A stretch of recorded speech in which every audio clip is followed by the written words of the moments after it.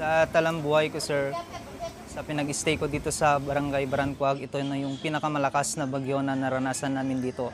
Yung bagyong Yuan na galing yung tubig dyan sa may Chico River, kung saan sobrang taas ng baha. Madaming mga nasalantang kabahayan.